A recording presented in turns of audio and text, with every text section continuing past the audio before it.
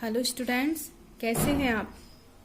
Last video में हमने doctor जय कुमार जलद जी के द्वारा लिखी कविता प्रार्थना का हाव भाव और लय के साथ वाचन किया और कविता के भावार्थ को रोचक ढंग से समझने का प्रयास किया। आइए इस पाठ से प्राप्त अनुभव विस्तार को साझा करें और प्रश्नों का अभ्यास करें। इन अभ्यास प्रश्नों को करने से पूर्व यह आवश्यक है कि आपको यह कविता कंठस्थ होनी चाहिए, जिससे आप इन प्रश्नों के उत्तर को आसानी से दे पाएं। इस पाठ का पहला प्रश्न है, वस्तुनिष्ठ प्रश्न का जोड़ी बनाइए। यहाँ आपको शब्दों की दो पंक्तियां दिखाई दे रही हैं। इन कविता के आधार पर इन शब्दों को आपस में जोड़ना है। आइए हम कविता की पंक्तियों को दोहराते हुए इन शब्दों को आपस में जोड़ें। पर्वत से हो सिर ऊंचा कर, सीना तान खड़े हों,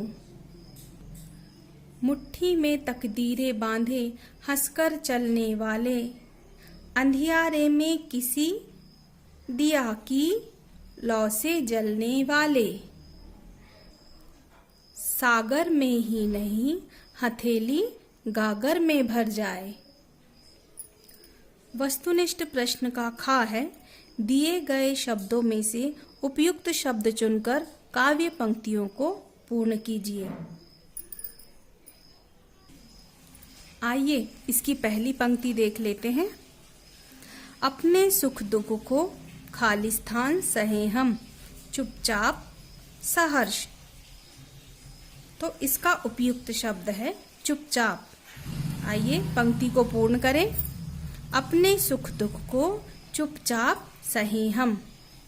अगली पंक्ति है, थके हुए के लिए खालिस्तान सदा बहे हम, दवा की तरह या हवा की तरह। तो इसका उपयुक्त शब्द है हवा की तरह।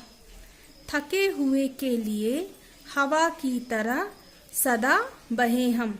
आइए अगली पंक्ति देख लेते हैं।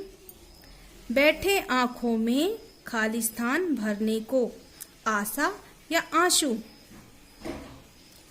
इसका उपयुक्त शब्द है आंसू। बैठे आंखों में आंसू भरने को।